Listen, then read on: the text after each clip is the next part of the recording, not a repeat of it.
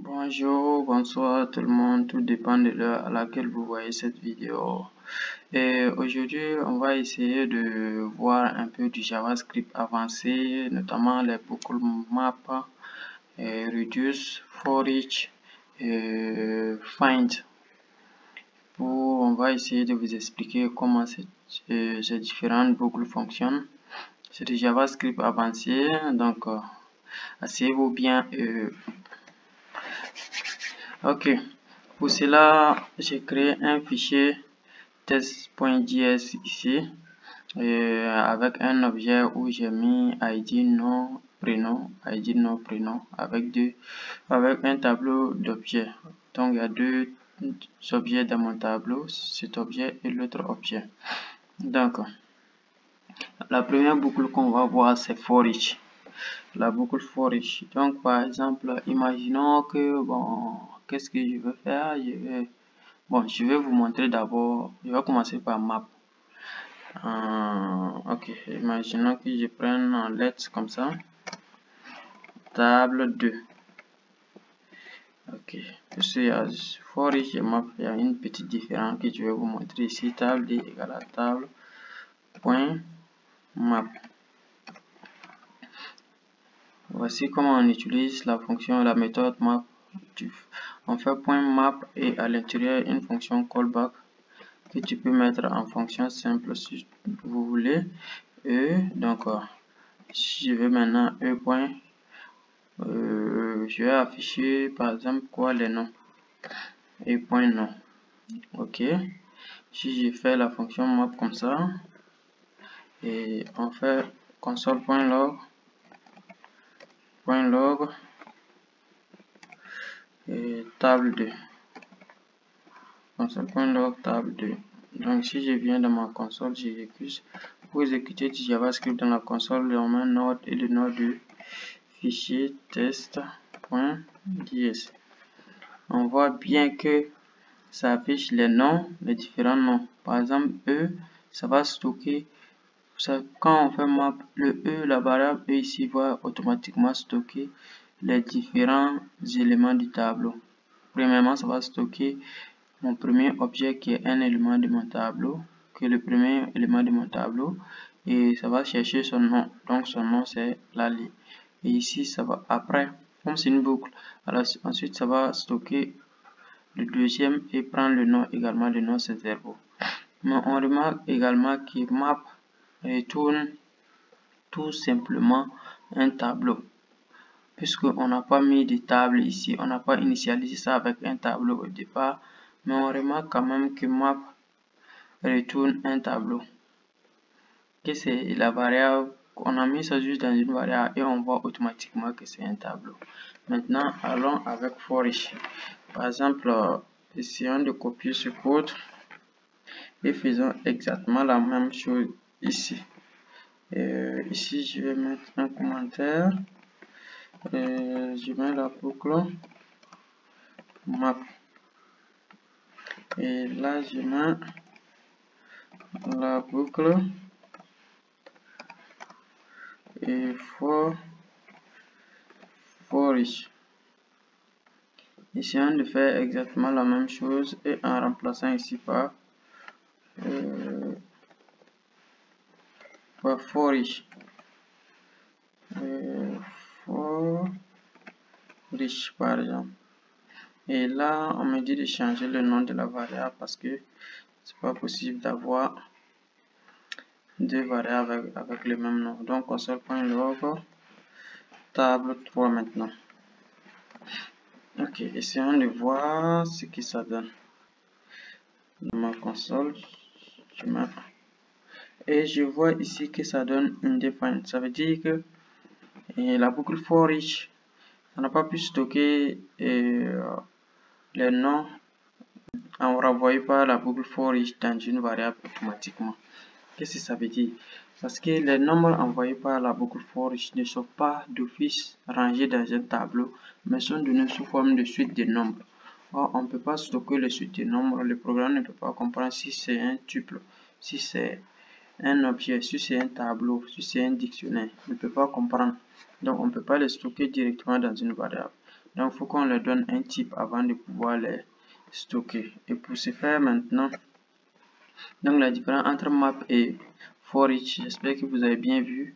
Map renvoie directement un tableau et for each renvoie une suite de nombres tout simplement. Ça veut dire on ne connaît pas les types, mais c'est juste des nombres et un type, juste des suites de nombres. Ok, donc pour ce faire maintenant, on va initialiser ça. Pour que for each puisse envoyer un tableau, on va initialiser table 2, table 3 à un tableau vide et on parcourt notre tableau, notre premier tableau maintenant en rangeant des éléments dans mon tableau vide.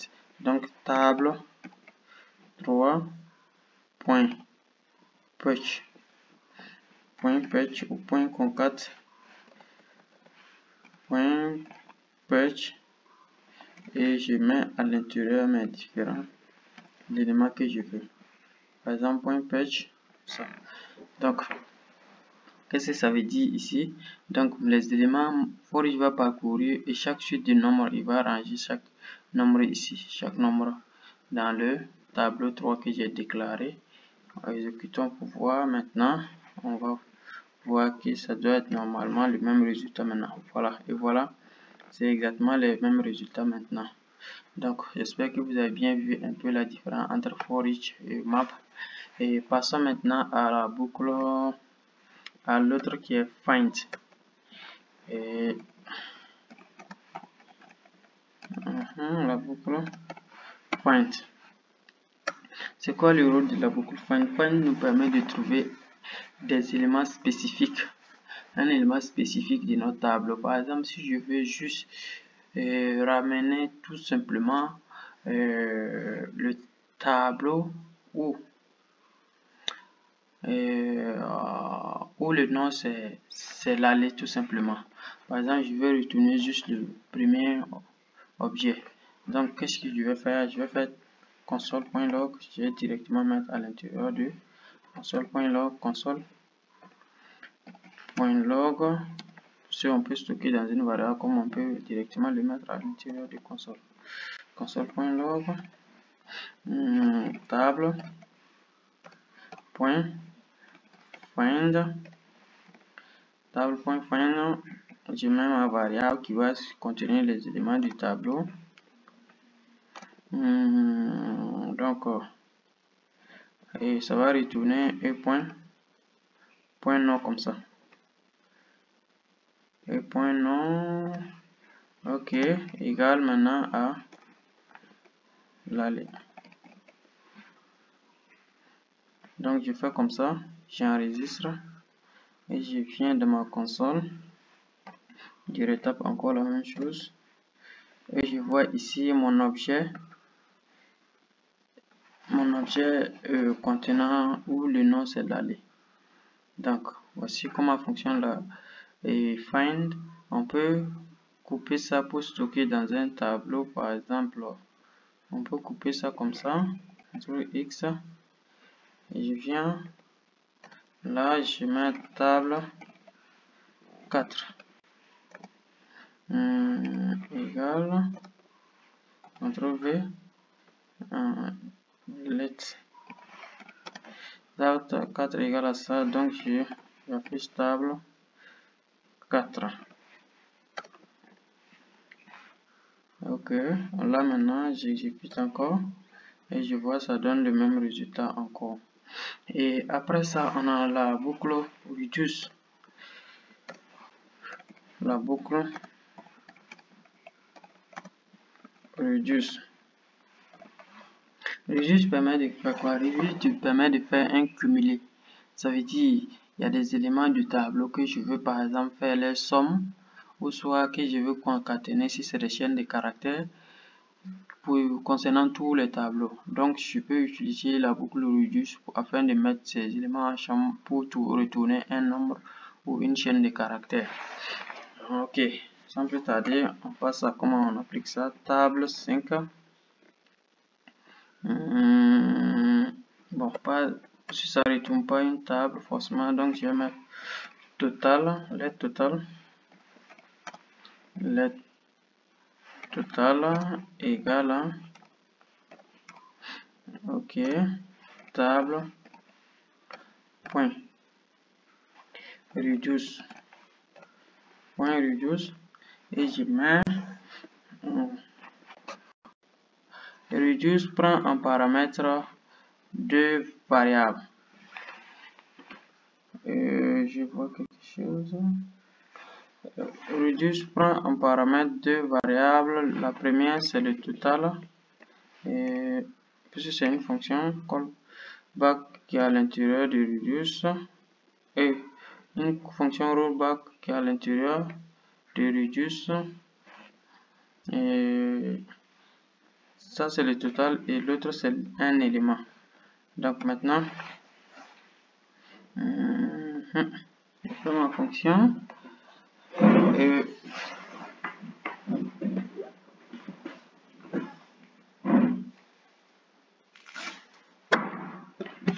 l'ordi signale quelque chose que je dois brancher. Donc je profite, excusez-moi du bruit. Ici ça me signale, ok, c'est bon. Ok, donc je mets T, juste ça, la première variable c'est le total, la deuxième variable c'est un élément. Donc ça va retourner maintenant. Ok, ici je fais comme ça pour vous expliquer ça aussi, qu'est-ce que ça veut dire, pour vous expliquer ce que ça veut dire les accolades, parce qu'on a toujours utilisé les champs sans rien mettre, mais on met les accolades. Mais si on met les accolades, on est obligé d'utiliser return. Donc return maintenant T et plus égal à E, T plus égal à E. Donc ça veut dire quoi? Voici le total, voici l'élément. Donc je prends le total, dans le total je vais stocker et le total plus E qui est un élément. Maintenant puisque E c'est un objet, donc il faut chercher l'élément que tu veux additionner. Donc si je vais additionner par exemple les ID, donc T plus égal ID. Et ici on n'oublie pas de mettre le deuxième élément qui est la valeur initiale de notre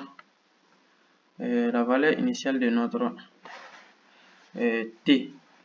Ce T est initialisé à combien? À 0. Donc comme ça va prendre T à 0, 0 plus T EID ça fait premièrement 1, donc 1 plus 0 ça fait 1, et ensuite ça va ajouter 2, ça va faire 3. Donc exécutons notre code pour voir. Et j'ai oublié de faire console.log total. Console.log. Oh là là, qu'est-ce qui m'arrive?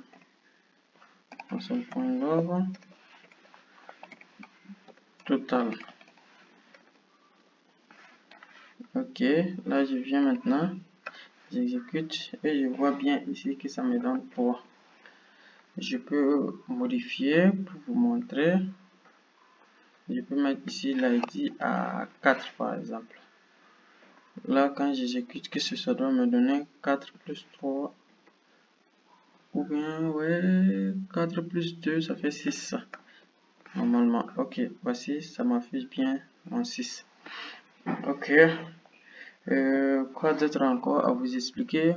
Je vous explique aussi que ici, il peut y avoir, on peut faire avec des chaînes de caractères, par exemple, si je veux concaténer les prénoms, par exemple.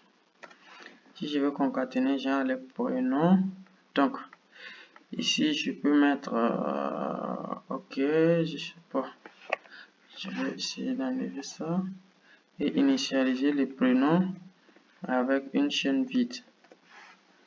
Ok, là quand je viens,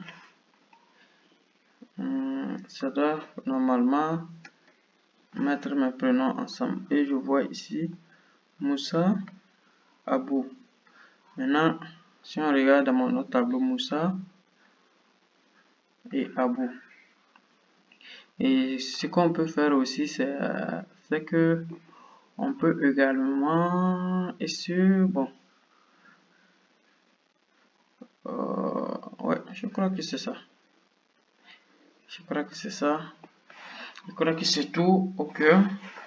Donc, dans cette vidéo, on a vu la boucle. Dans cette vidéo, on a vu la boucle map, for each, find, reduce. J'espère que vous avez bien compris comment, à partir de jeudi maintenant, vous saurez comment utiliser ces boucles.